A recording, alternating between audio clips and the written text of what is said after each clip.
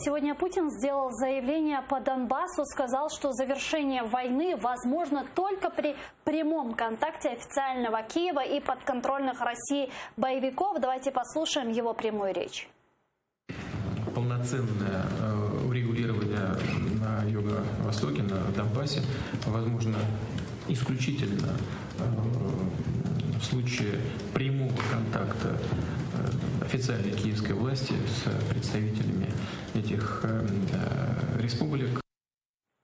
Что вы думаете по поводу прямого контакта лидера Украины с боевиками ЛДНР? Оцей чолов'яга, який обзивається Путіним, сидить, випиває чашку чаю із своїм кумом, представником російських інтересів в українській політиці Медведчуком і вказує Україні, що робити. Чи можна це робити? Ні, це категорично неможливо. Якщо сьогодні офіційна влада України вступить в прямі переговори із так званими лідерами так званих ЛДНР, це буде фактично визнання цих республік, квазіутворень, як легітимної влади. Їх ніхто не обирав, виборів ніяких прозорих не було.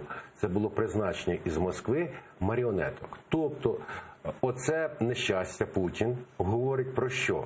Говорить, що я там, ви нижче моєї гідності, українці з вами, українська влада, розмовляти. Ідіть з моїми шнурками, шістками розмовляйте, тих, кого я призначив. Ну, хто з МММщиком чи ще кимось буде розмовляти? А тогда прямые переговоры с Путиным приемлемо, если с боевиками нет? Обов'язково. Ми змушені вести з агресором перемовини. Якщо ми не хочемо... То есть без посредников прямые переговоры с Владимиром Путиным? Абсолютно. То есть за одним столом Владимир Зеленский и Путин. Все, больше нет посредников. Абсолютно. І це нормально. Якщо ми говоримо про те, що на цьому етапі, крім політико-правового рішення цього питання по окупації частини Донеччини, Луганщини немає. Якщо ми не обговоримо сьогодні військову операцію по звільненню цих територій, то зрозуміло, що комунікації повинні бути і перемовини повинні бути. Але правильно ли садиться за один стол с террористом без каких-либо посредников, потому что предлагались различные форматы. И причем Владимир Зеленский сам предлагал встретиться с Путиным, но только в условиях нормандского формата с присутствием Ангелы Меркель и Эммануэля Макрона. Я думаю, знову-таки, що чи з Макроном і Меркель, чи додамо туди Трампа і вже Мей пішла Джонсона, майбутнього, скоріше всього, прем'єр-міністра Великобританії, це не має значення. Все рівно комунікація українського президента і президента країни-агресори є.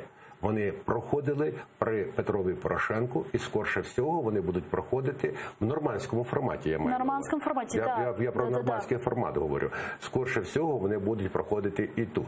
Коли, в тому числі, наші деякі західні партнери застерігають від прямих комунікацій на першому етапі Зеленського і Путіна, вони натякають, що сьогодні Зеленський не готовий до таких перемовин. Тобто, треба чомусь навчити, якщо може навчитись. Якщо він зможе навчитися і зможе відстоювати інтереси України і не піти на той шлях, на який штовхає його Путін, то зрозуміло, що такі перемовини обов'язково мають бути.